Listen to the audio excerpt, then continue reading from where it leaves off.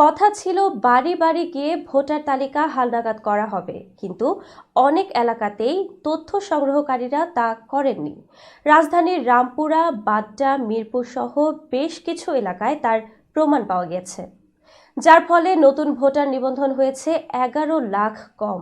ইসির লক্ষ্য ছিল 61 লাখ, হয়েছে মাত্র 50 লাখ। এছাড়া হালনাগাদে মৃত ভোটার বাদ পড়েছে 15 লাখ, যা নিয়ে সন্দেহ দেখা দিয়েছে। প্রশ্ন তৈরি হয়েছে প্রক্রিয়া নিয়ে। চলতি বছরের 20 জানুয়ারি থেকে 3 ফেব্রুয়ারি পর্যন্ত বাড়ি বাড়ি গিয়ে ভোটার তালিকার হালনাগাদ কার্যক্রম চলে। আর আজ বুধবার থেকে শুরু হবে ছবি তোলা, আঙুলের ছাপ ও চোখের আইরিশের প্রতিচ্ছবি গ্রহণের কাজ, যা চলবে 11 এপ্রিল পর্যন্ত। নির্বাচন কমিশন এর আগে 12 কোটির বেশি ভোটারের তথ্য বাড়ি বাড়ি গিয়ে যাচাইয়ের ঘোষণা দিয়েছিল, কিন্তু মাঠের বাস্তবতা ভিন্ন। হালনাগাদ কার্যক্রমের শেষ দিন সোমবার রাজধানীর রামপুরার ওয়াবদা রোড এলাকায় সরেজমিনে গিয়ে জানা যায়, তথ্য সংগ্রহকারীরা এই এলাকায় বাড়ি বাড়ি যাননি। স্থানীয়রা বলছেন, তাদের এলাকায় অনেক বাড়িতেই ভোটার তালিকা হালনাগাদ করতে কেউ আসেনি।